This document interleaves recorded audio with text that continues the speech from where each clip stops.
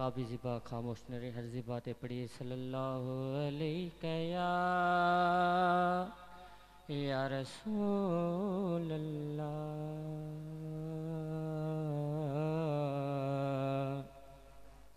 پڑھیے وسلم علیکہ یا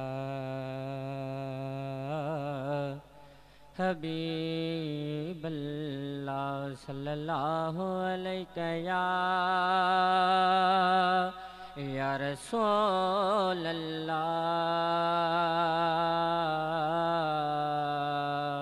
پڑھیے وسلم علیکہ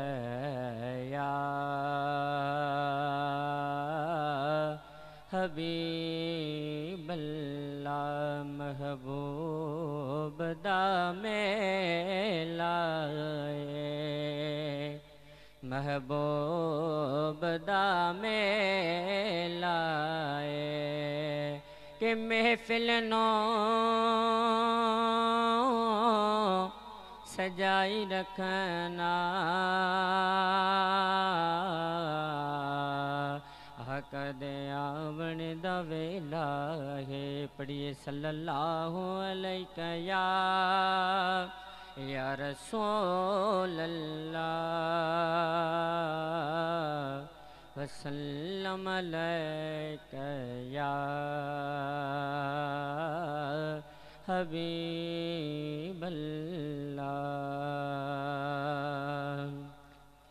جیاں پہنچے گے گل چھٹ جو اللہ جیاں پہنچے گے گل چھٹ جو اللہ جیاں پہنچے گے گل چھٹ جو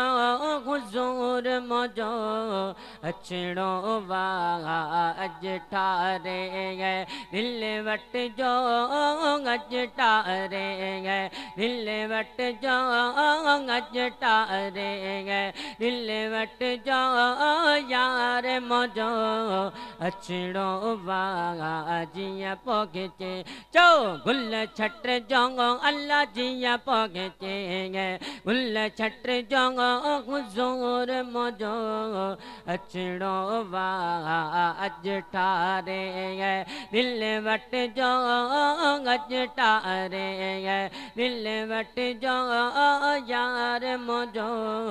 اچھڑو واغا جیاں پہنچے ہاں گزرن میں کی گھنتے پاس جو پی گھنتے گزرن میں کی گھنتے پاس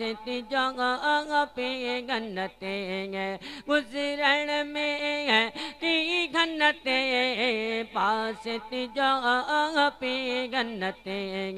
رستے تاغا کچھ گھٹ جو رستے تاغا کچھ گھٹ جو پنل موجو اچھڑو واغا اج ٹھارے گئے دل وٹ جو سائیں اج ٹھارے گئے دل وٹ جو سونا اج ٹھارے گئے دل وٹ جو یار موجو اچھڑو واغا جیاں پہنچے گے گل چھٹ جو اللہ جیاں پہنچے گے گل چھٹ جو یار موجو